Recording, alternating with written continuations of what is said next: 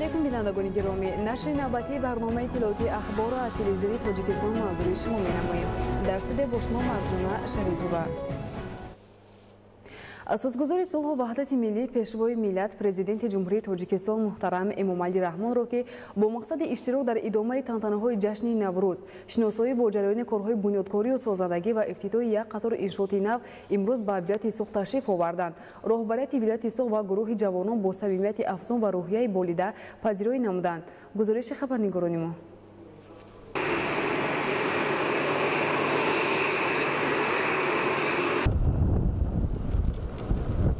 امروز اساسگزار صلح و وحدت ملی پیشوای ملت پرزیدنت جمهوری تاجیکستان محترم امامعلی رحمان با مقصد اشتراک در ادامه تنتنه‌های جشن نوروز، شناسایی با جریان کارهای بنیادکاری و سازندگی و افتتاح یک قطار انشاءات نو به ولایت سوخت تشریف آوردند.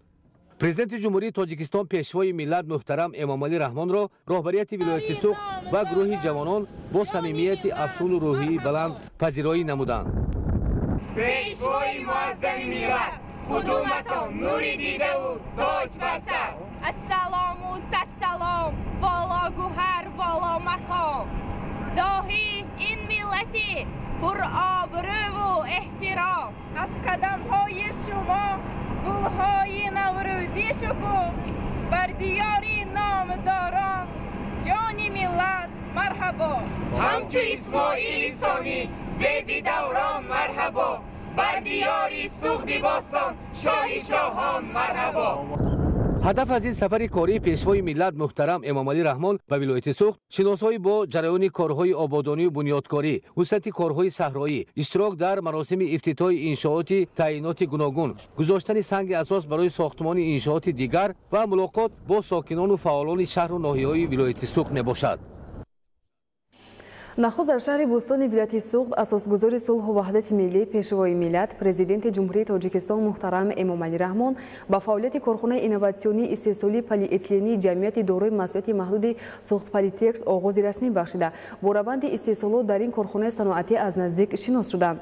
جمعیت دارای مسئولیت محدود سوخت پلیتکس که در دایره هدفها در سمت صنعتی کنونی با سرعت مملکت در مساحت 4119 متر مربع ساخته شده است. در آن 100 نفر با جای کاری دائمی و معاش خوب تامین گردیدند. خبرنگاران ما در این خصوص گزارش آماده نمودند. امروز اساسگزار صلح و وحدت ملی پیشوای ملت پرزیدنت جمهوری تاجیکستان محترم امامعلی رحمان در شهر بوستان ولایت سوخت نخست به فعالیت کارخانه اینوواسیونی استحصالی پلی اتیلنی جمعیت دارای مسئولیت محدود سوخت پلیتکس آغاز رسمی بخشیده. با روند استحصالات در این کارخانه صنعتی از نزدیک شناس شدند. ساختمان کارخانه سال 2017 در دایره دستور سپارش‌های به واسطه پرزیدنت مملکت محترم امامعلی رحمان در سمت رشد ساحه صنعت به راه مانده شده. آن در مدت کمتر از 2 سال با خرج بیش از 12 میلیون سومانی با صفت بلند ساخته و با مؤثرترین دستگاه و تجهیزات تامین گردیده است. اطلاع داده شد که در کارخانه استحصال 207 نمود خلطه های پلی اتیلنی به راه مانده شده. در یک ماه 20 تن اشیاء خام به پرتاب کارکرد می شود. اشیاء خام برای استحصال خلطه های پلی اتیلنی در کارخانه اینوواسیونی استحصالی پلی اتیلنی جمعیت دارای مسئولیت محدود سوخت پلیتکس از فدراسیون روسیه و جمهوری های قزاقستان و ازبکستان وارد کرده می شود. اقتدار استحصالی کارخانه اینوواسیونی استحصالی پلی اتیلنی جمعیت دارای مسئولیت محدود سوخت پلیتکس در یک شب و روز به 100,000 و در یک ماه به 3 میلیون دانه خلطه های پلی اتیلنی برابر است. کارخانه ما جمعیت دارای مسئولیتش محدود سوخت پلیتکس که امروز با اشتراک بیوستی پیشوای ملت محترم امامعلی رحمان مورد استفاده قرار گرفت. در کارخانه ما اساساً خلطه‌های پلی اتیلنی استحصال می شوند. ما این کارخانه را در زمینه هدفها در راه رسیدن به صنعت‌کنانی با صورت مملکت که در پیام سالانه پرزیدنت مملکت همچون هدف 4 ملی اعلان گردید ساخته به استفاده داده ایم. محصولات ما فعلا برای استفاده بازار داخلی پیشنهاد می گردد.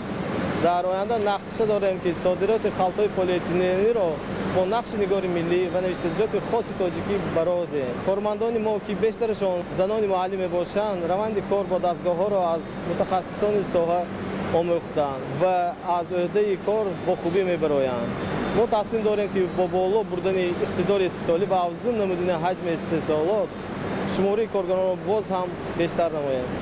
президенти мамлакат муҳтарам эмомалӣ раҳмон зимни боздид аз корхона ва суҳбат бо кормандон ки аксариятро занон ташкил медиҳанд ба иқдоми соҳибкорон Мирзо Азиз Усмонов ва Шодимурод Саидов баҳои баланд дода ҷиҳати боз ҳам афзун намудани иқтидори истеҳсолӣ ва аз байн бурдани воридоти халтаҳои полиэтиленӣ аз хориҷ таъкид доштанд. ҷамъияти дорои масъулияти маҳдуди суғд Политекс ки дар дораи ҳадафот дар самти саноати кунонӣ бо сурати мамлакат дар масоҳати 4119 метри мураббаъ сохта шудааст, дар он 100 нафар бо ҷои кори доимӣ ва маоши хуб таъмин гардиданд.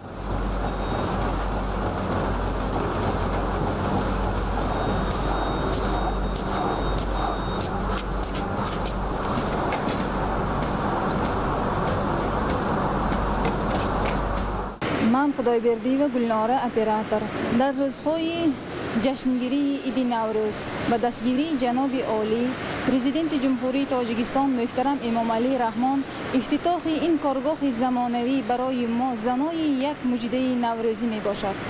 ما صاحب جای کاری دائمی و مزد معاش گردیدیم. من از نام تمام کارمندان کارگاه سوخت پالیتکس به جناب عالی اساسگزار صلح وحدت ملی پرزیدنت تاجیکستان محترم امامعلی رحمان minnatdori خویش را اظهار می‌نمایم. من شریفو فخرالدین همچون متخصصی تکنیک حسابچی در این کارخانه بزرگی سوخت پالیتکس کار و فعالیت می‌نماییم.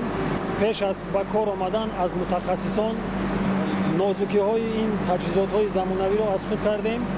minnatdori خود را به پیشوای ملت پرزیدنت جمهوری تاجیکستان محترم امامعلی رحمان می‌رسانیم که با صاحبکاران امکانات فراهم آورده است که امروز چنین کارخانه‌های بزرگ را ساخته و استفاده می‌دهند و ما با جای کار تامین هستیم و معاش خوب می‌گیریم.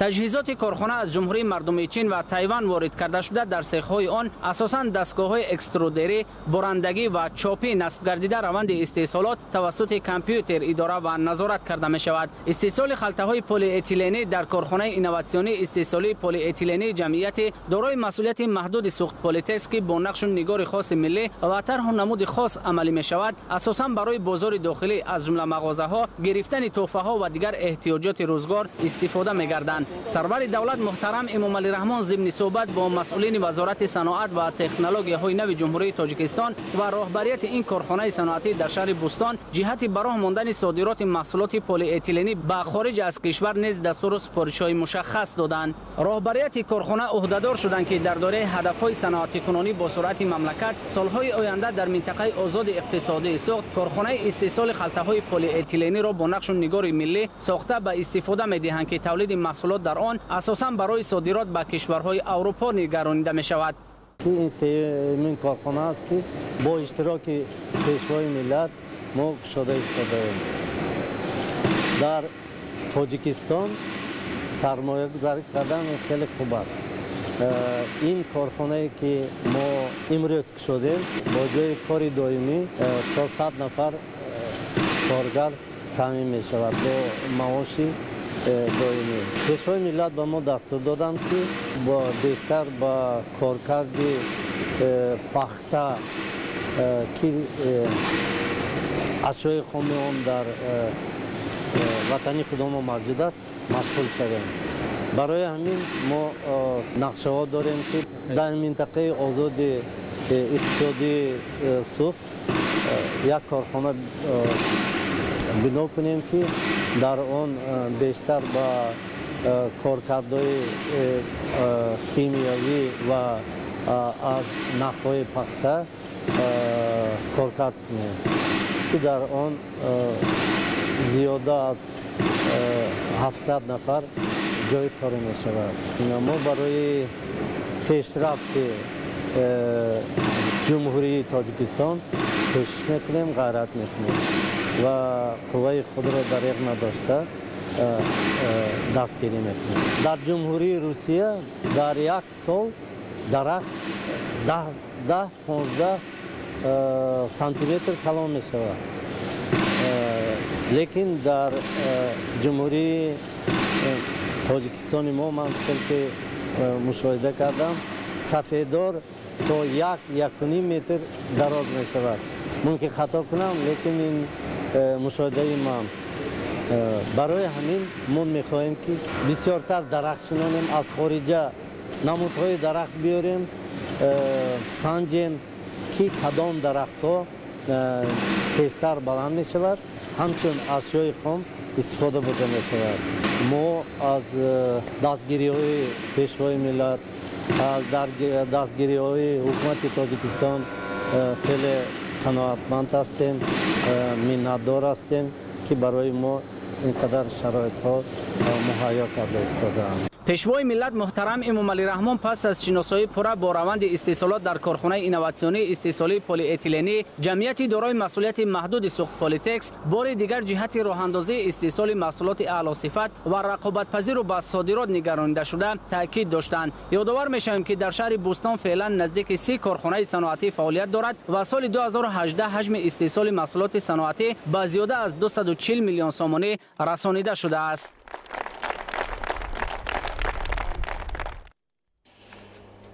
در ادامه بازی در شهر بوستان اساسگزار صلح و وحدت ملی پیشوای ملت پرزیدنت جمهوری تاجیکستان محترم امامعلی رحمان مؤسسه تأسیس تا مکتبی خصوصی گل نوروزی را که از جانب صاحبکاران تعمیر و نوسازی شده است در وضعیت تنتنوی مورد بهره برداری قرار دادند. این زمان گل نوروزی در شهر یگانه مؤسسه تعلیمی تا مکتبی به حساب می‌رود که در دایره آمادگی ها به 30 سالگی استقلالیت دولتی جمهوری تاجیکستان از جانب صاحبکاران وطن دوست ساخته شده است. روز 3 март اساسگزار صلح و وحدت ملی پیشوای ملت پرزیدنت جمهوری تاجیکستان محترم امامعلی رحمان در شهر بوستان ولایت سوغد مؤسسه تحصیلات تا مکتبی خصوصی گل نوروزی را که از جانب صاحبکاران تعمیر و نوسازی شده است در وضعیت تنتنوی مورد بهره برداری قرار دادند. بنیاد کودکستانی مذکور در روزهای تجلیل عید نوروز بین‌المللی بهترین تحفه پیشوای ملت به ساکنان و کودکان شهر گردید. در اینجا به سرور دولت اطلاع داده شد که بنای کودکستان از 2 آشیانه عبارت بوده برای تعلیم و تربیت 240 نفر پیش بینی گردیده است.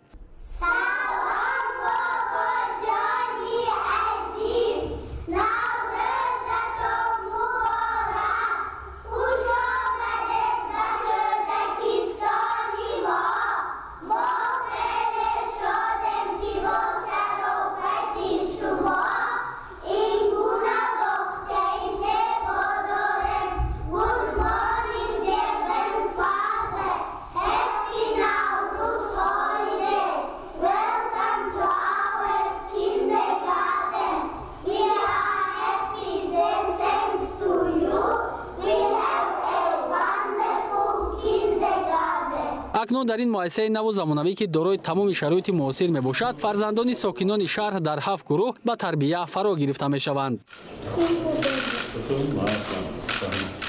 البته ما جواباً به غمخوری‌های اساسگزار صلح و وحدت ملی پیشوای معظم ملت محترم امامعلی رحمان برای بلند برداشتن سطح دانش کودکان و تربیت نمودن آنها در روحیه وطندوستی و خویشتن‌شناسی، خودآگاهی و میهن پرستی کوشش به خرج می‌دهیم. در کودکستان اتاق طبی، تالار موسیقی و آشخانه موجود буда. روند تعلیم و تربیت با 2 زبان تاجیکی و روسی صورت میگیرد. Мы очень рады, что в нашем городе построили еще один новый замечательный детский сад. Наш президент заботится о нас, ведь мы будущее Таджикистана. Мы, жители города Бустона, очень рады, что в нашем городе открыли такой замечательный детский сад. Конечно же, дети ждали этого дня. Можно сказать, сбылась мечта детей. И все это делается по инициативе лидера нации.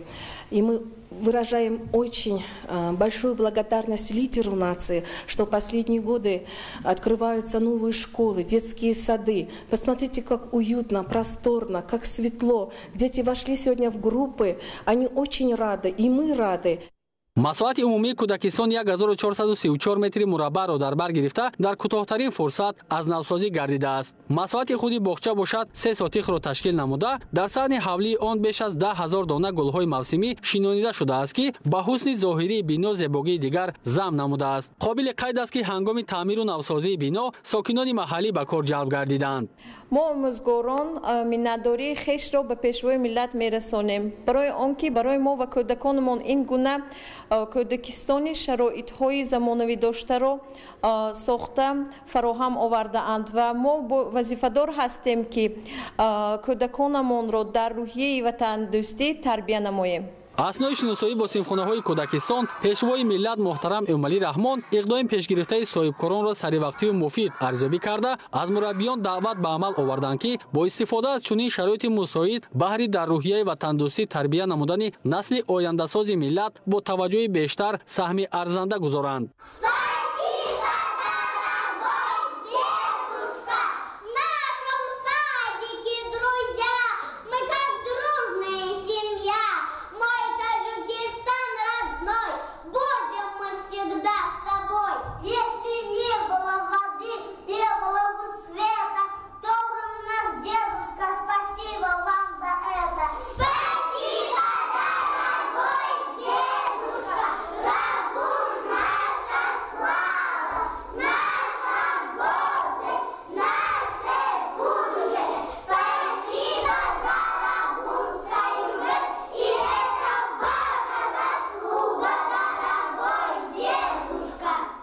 айни замон гули наврӯзӣ дар шаҳр ягона муассисаи таълимӣ то мактабӣ ба ҳисоб меравад ки дар доираи омодагиҳо ба ҷашни умумимиллӣ 30-юмин солгарди истиқлолияти давлатии ҷумҳурии Тоҷикистон аз ҷониби соҳибкорони ватандӯст сохта шудааст. мо дар кӯдакистон машғулиятҳои гуногун мегузарем. аз он ҷумла машғулияти шиносоӣ бо адабиёти бадеӣ. имрӯза машғулияти ман шиносоӣ бо адабиёти бадеӣ буд ва кӯдакон дар ин машғулият афсонаи се гурбаву як гургро нақшофарӣ намуданд. мақсади мо ҳамин буд ки дар ин машғулият кӯдакон некӣ ва диро фарқ карда тавонанд. дар ин ҷо ҳамзамон пешвои миллат муҳтарам эмомалӣ раҳмон шириниҳоро ки дар халтачаҳои махсуси наврӯзӣ ҷой карда шуда буд ба кӯдакон тақдим намуда хотири онҳоро шод намуданд.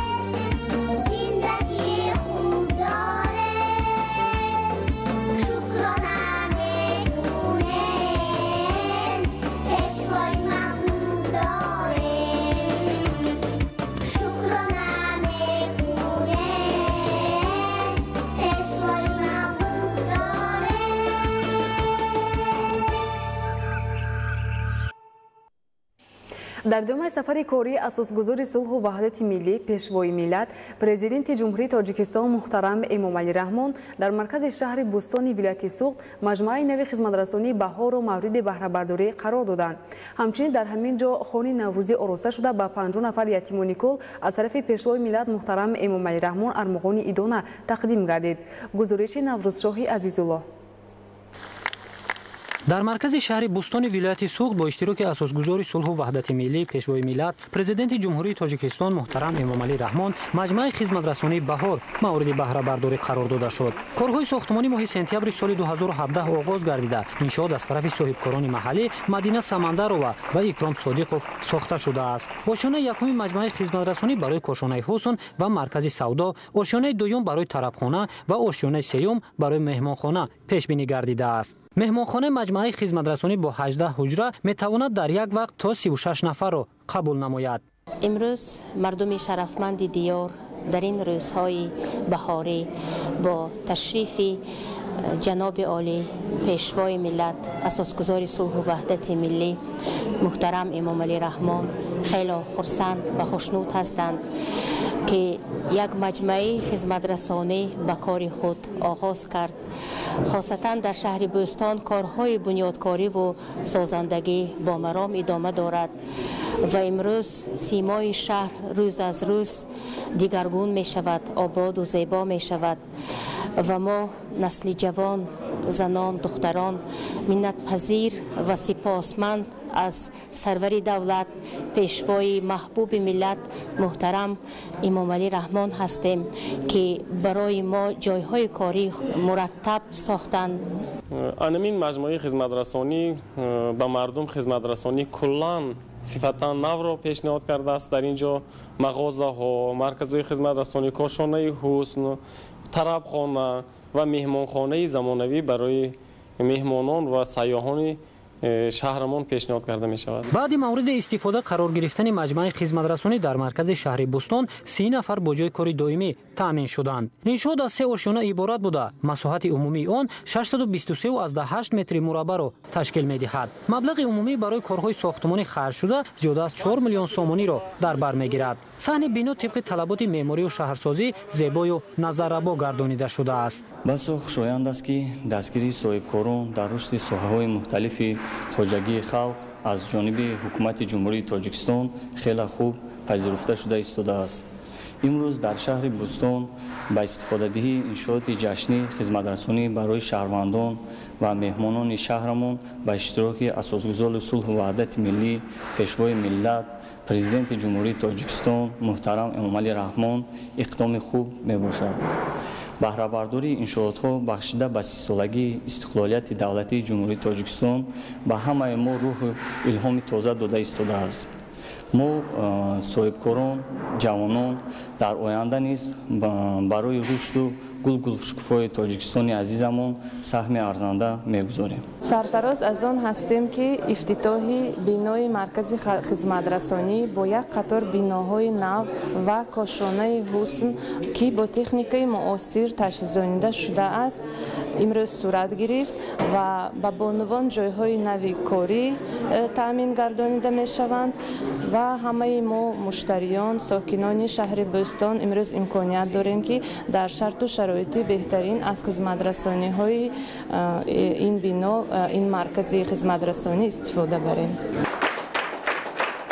همچنین در همین جا خانه نوروزی آراسته شده با 50 نفر یتیمان کل از طرف پیشوای ملت محترم امامعلی رحمان ارمغان ایدانه تقدیم گردید. تحفه ها از سر و لباس، شیرینی و مبلغ پولی عبارت بودند. دست یاری دراز نمودن به نفران نیازمند از بهترین خصلت های حمیده انسانی محسوب یافته در روزهای بهاری در اساس هدایت های پیشوای ملت پیوسته انجام داده می شود. ما در هر عید و ایام با پیشوای ملت پرزیدنت جمهوری تاجیکستان محترم امامعلی رحمان واخواری ها میگذارونیم. بابا جان عزیز به ما تحفه ها را تقدیم میکنند. ما شاد و خرسند هستیم که برای تاجیکستان صاحب استقلال خدمت نماییم. миннатдории худро ба асосгузори сулҳу ваҳдати миллӣ пешвои муаззами миллат муҳтарам президенти ҷумҳурии тоҷикистон эмомалии раҳмон мерасонам. мо ҳама рӯза аз дастгирӣ ва ғамхориҳои пешвои муаззами миллатамон бархурдор ҳастем ва ҷавобан ба ҳамаи ғамхориҳояшон ваъда медиҳем ки дар оянда муассисаро бо баҳои хубу аъло хатм намуда дар ободии кишварамон саҳмгузор мешавем. мо ҳеҷ гоҳ худро ятими кул ҳис намекунем, зеро ғамхориҳои бобои азизамон мебошад ки мо ҳеҷ гоҳ худро танҳо ҳис накардаем. он кас ҳамеша таъкид менамоянд ки ҳеҷ ятимро дар нимароҳ намегузорам. таи 9 сол аст ки ман дар ин муассиса таълим ва тарбия гирифта истодаам ва ҳамеша аз дастгириҳои давлату ҳукумат бархурдор мебошам. ва имрӯз бошад ҷаноби олӣ ба мо тӯҳфаҳои наврӯзӣ доданд ва мо аз ин бисёр хурсанд шудем. ҷавобан ба ин ғамхориҳои доимӣ ашон мо ваъда медиҳем ки бо баҳои хубу аъло хонда ояндасози кишвари хеш шавем. асосгузори сулҳу ваҳдати миллӣ пешвои миллат президенти ҷумҳурии тоҷикистон муҳтарам эмомалӣ раҳмон зимни суҳбати самимӣ наврасонро ба муносибати ҷашни наврӯз шодбош гуфта онҳоро ба омӯзиши илму ҳунар аз худ кардани забонҳои хориҷӣ ва оянда хизмат намудан ба нафъи давлату миллат ҳидоят намуданд. сарвари давлат муҳтарам эмомалӣ раҳмон дастгирии наврасони бо амри тақдир ятиммонда ва оилаҳои эҳтиёҷмандро дар сиёсати иҷтимоии ҳукумати ҷумҳурии тоҷикистон муҳим арзёбӣ намуданд. чунин ҳавасмандгардонӣ ки фарҳмандии ин наврасони хушсолеро дар ҷашни наврӯз афзун намуд минбаъд низ сурат мегирад. бинои қасри ҷавонон дар шаҳри хуҷанд ки бо тарҳи хеле зебои миллӣ таъмиру таҷдид гардидааст имрӯз бо иштироки асосгузори сулҳу ваҳдати миллӣ пешвои миллат президенти ҷумҳурии тоҷикистон муҳтарам эмомалӣ раҳмон мавриди баҳрабардорӣ қарор дода шуд. пешвои миллат муҳтарам эмомалӣ раҳмон ифтитоҳи биноро дар рӯзҳои таҷлили иди баҳору зебоӣ наврӯзи хуҷастапай ва истиқболи сазовор аз ҷашни бузурги миллӣ сисолагии истиқлолияти давлатии ҷумҳурии тоҷикистон ба ҷавонони вилояти Суғд табрик намуданд.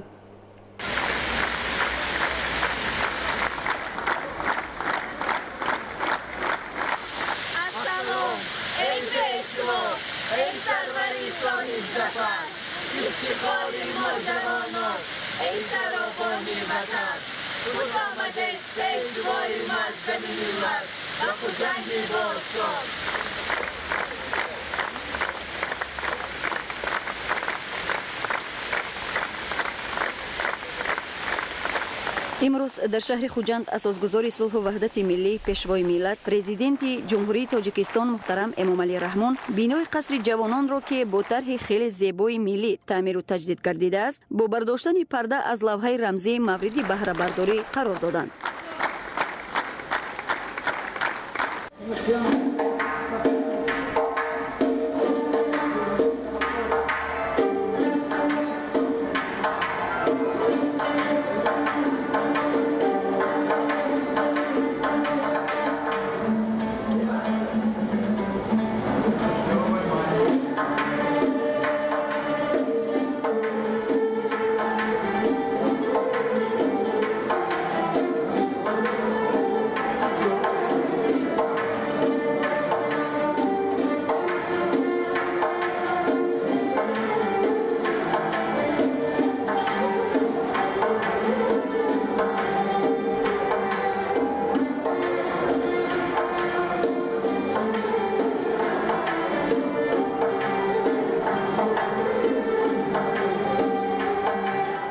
бинои қасри ҷавонон аз 3 ошёна ва таҳхона иборат буда дорои 700 ҷои нишаст мебошад. зимни шиносоӣ бо шароити бинои мазкур президенти ҷумҳурии тоҷикистон муҳтарам эмомалӣ раҳмон ба сифати корҳои таъмиру навсозии сохтмон баҳои баланд дода ҷавонон ва масъулинро ба фаъолияти пурсамар ҳидоят намуданд. тавре иттилоъ дода шуд таъмиру таҷдиди иншооти мазкур моҳи июни соли 2018 оғоз гардида моҳи марти соли 2019 бо ҷалби бинокорони маҳаллӣ бо дастгирии ҳукумати мамлакат бо сифати баланд ва ҷавобгӯ ба меъёрҳои миллию ҷаҳонӣ ба анҷом расонида шудааст. пешвои миллат муҳтарам эмомалӣ раҳмон ифтитоҳи биноро дар рӯзҳои таҷлили иди баҳору зебоии наврӯзи хуҷастапай ва истиқболи сазовор аз ҷашни бузурги миллӣ сисолагии истиқлолияти давлатии ҷумҳурии тоҷикистон ба ҷавонони вилояти Суғд табрик намуданд. сарвари давлат барои қадршиносию ҷовидон сохтани хотираи шоири маҳбуб ва муосири тоҷик лоиқ Шералӣ ин қасрро ба номи ӯ гузоштанд. бинои қасри ҷавонон дар шаҳри хуҷанд дар масоҳати مساحتی 0 از 185 گکتار قامت افروخته، مساحت عمومی آن 2273 متر مربع را تشکیل می‌دهد. بینای زمانوی دارای اتاق‌های کاری و خدمترسانی میباشد.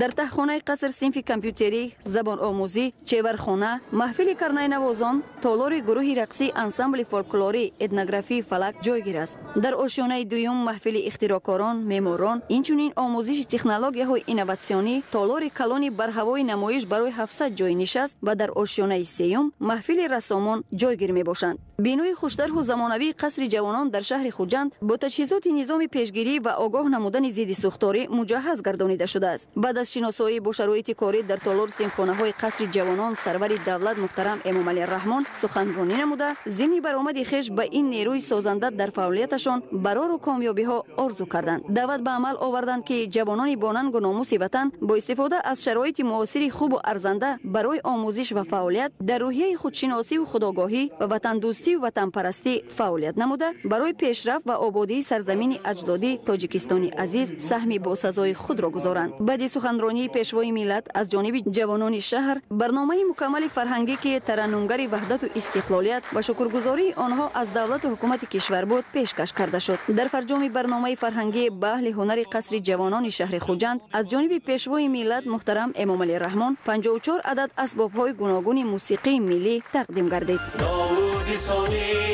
پیشوای ملت، پیشوای ملت، پیشوای ملت، پیشوای ملت، پیشوای ملت. خیلی که همگان آگاه هستند هنگام سفر کاری اساسگزار صلح و وحدت ملی پیشوای معظم ملت پرزیدنت جمهوری تاجیکستان محترم امامعلی رحمان در برابر ساخته و استفاده دادن شدن چندین انشاءات‌های مهم برای خلق برای جوانان امروز هدیه کرده شد. خیلی که آگاه هستیم این قصر محتشمی به نام لایق شیرعلی با صنعت والای تاجیکانه با تمام تجهیزات‌های زمان معاصر تجهیزانیده شده امروز برای جامعه جوانان ولایت سوخت خدمت می‌نماید. در برابر همه این بنیادکاری‌ها هر یک جوان ولایت سوخت، هر یک جوان تاجیک و تاجیکستانی وظیفه‌دار است که نه تنها در سخن بلکه در عمل، در رفتار، در گفتار پیروی اصیل پیشوای ملت باشد. چنانه که امروز ما شاهد گشتیم اساسگزار صلح و وحدت ملی پیشوای ملت پرزیدنت جمهوری تاجیکستان محترم امامعلی رحمان برای ما جوانان یک تحفه عظیم نمودند که این است قصر جوانان به نام استاد لایق شیرعلی. با این تحفه خود اساسگزار صلح و وحدت ملی تمام جوانان ولایت را خوشحال نمودند. چقدر که ما میبینیم قصر مذکور خیلی بالهوا و زیبا است و با تمام تجهیزات های زمانوی تجهیزانیده شده با صنعت بزرگ ملی ساخته شده است. جواباً به این غمخواری اساسگزار صلح و وحدت ملی پیشوای ملت پرزیدنت جمهوری تاجیکستان محترم امامعلی رحمان ما جوانان نه تنها با سخنان خود بلکه با رفتار و کردار و عملهای خود نشان میدهیم که پیروان اصیل پیشوای ملت هستیم و پیشوای معظم ملت را باور میکنیم که ما کل جوانان کشور باز هم در اطراف پیشوای معظم ملت یکتن و یک جا گشته برای عملی ساختن هدفهای با نفوذ پیشوای معظم ملت سهم بزرگ خود را میگذاریم. امروزها همه ما و شما مشاهده کردنمان ممکن است که وطن محبوبمان تاجیکستان بیشتاسای سال از سال گل میشکافد. البته این همه محض با تلاش و زحمت‌های اساسگزار صلح و وحدت ملی پیشوای ملت پرزیدنت جمهوری تاجیکستان محترم امامعلی رحمان است. در سراسر کشورمان یک قطار آبادانی و گل شکوفایی ها شده ایستاده است و اساسگزار صلح و وحدت ملی پیشوای ملت در هر برآمدهای خود قید میکنند که به جوانان باوری کامل دارند و نسبت ما جوانان یک قطار امتیازها و دستگیری های وسیع فراهم آورده شده است. در مثال این خود که طبق قوات پرزیدنتی به دانشگاه داخل شده‌ام و حالا تحصیل علم می‌نمایم.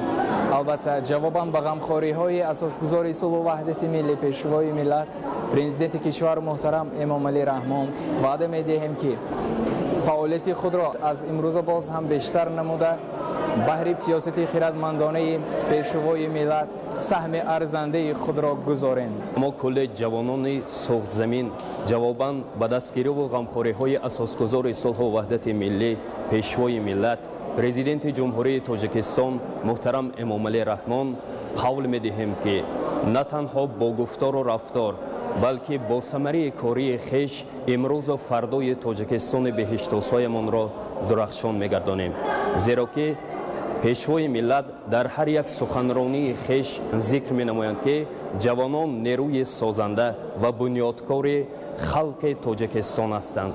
امروز من از نام کل جوانان سرخ زمین و از جمله از نام محفل پیروان پیشوای ملت نزد ریاست کار با جوانان و ورزش ولایت سوخت را به پیشوای معظم ملت اظهار می نمایم و به کل جوانان سرخ زمین و تاجیکستانی گفتنیم: جوانان وطن با هم بیاییم، سرود عشق را با هم سراییم، مثال پیشوای ملت خویش در دل سوی فردا وانماییم.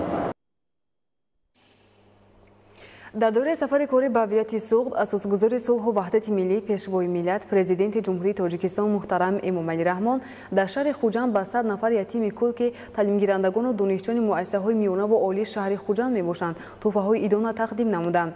در همین راستا همچنین از جانب سرور دولت محترم امامعلی رحمان به 10 عائله کمیزیت شهر خوجند خانه‌های استقامتی تحفه کرده شد. خانه‌های استقامتی از 2 و 3 حجره عبارت بوده، در آنها تمام شرایط زیست و زندگانی فراهم گردیده است.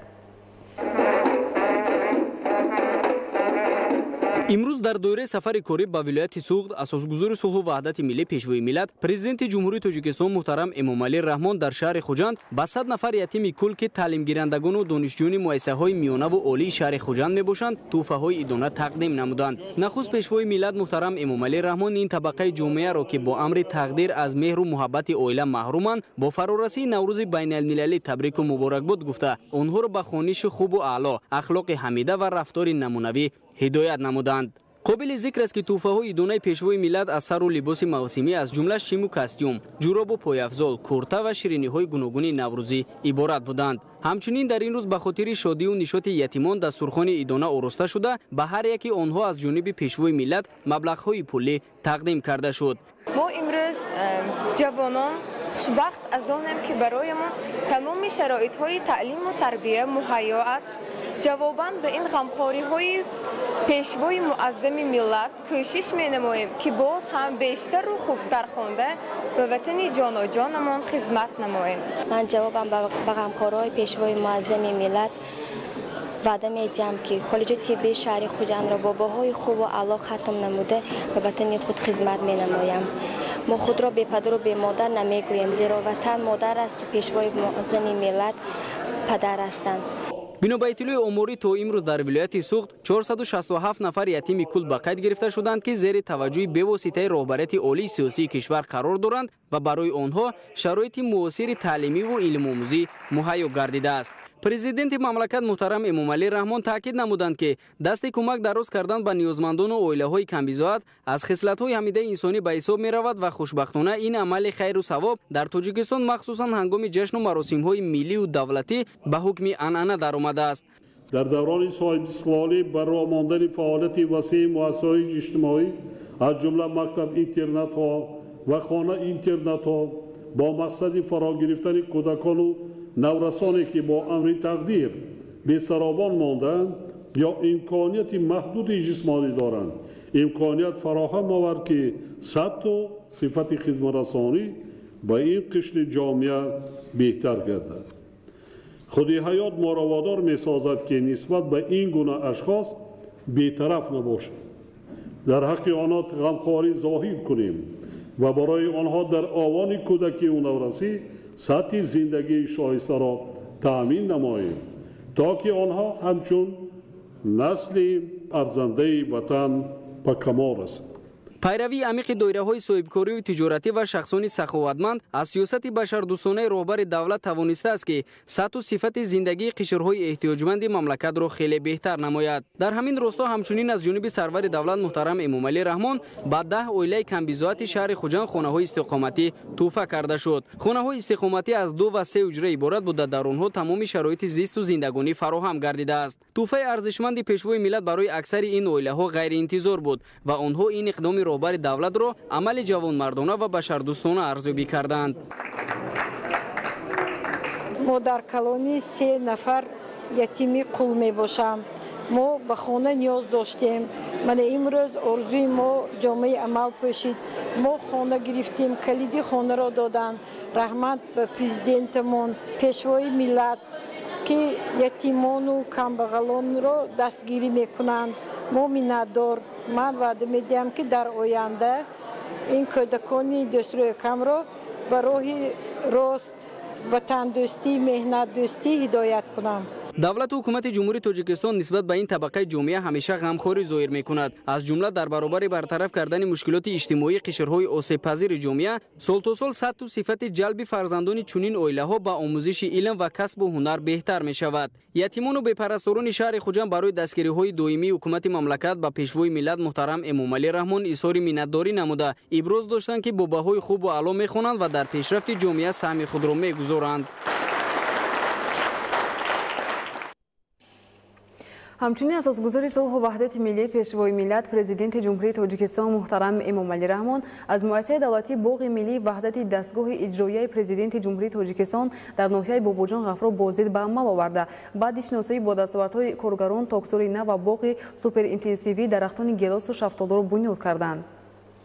اساسگزار صلح و وحدت ملی پیشوای ملت پرزیدنت جمهوری تاجیکستان محترم امامعلی رحمان ضمن سفر کاری در ولایت سوخت از مؤسسه دولتی باغ ملی وحدت دستگاه اجرایی پرزیدنت جمهوری تاجیکستان در ناحیه باباجان غفورов بازدید به عمل آورده. بعد شناسایی با دستاوردهای کارگران تاکزار نو و باغ سوپر اینتنسیوی درختان گیلاس و شفتالو را بنیاد کردند. در تاکزار نو که در مساحت 5 هکتار بنیاد گردید، انگور نوهای شاهانه، حسینی سفید و سرخ، کشمش سیاه و پبیده شنانده شد. طبق معلومات کارگران باغ در اینجا از تجربه بای و نهالهای باغداران شناخته شهر ترسونزاده استفاده کرده می شود. از روی نقشه در ناحیه باباجان غفورov باید در میدان 30 هکتار تاکزار چنین انگورها بنیاد می گردید، ولی امروز علاقه میدان آن به 47 هکتار رسانده شده است. میدان عمومی باغ ملی وحدت 631 هکتار را تشکیل می دهد که در آن از جمله در 364 هکتار زردالو،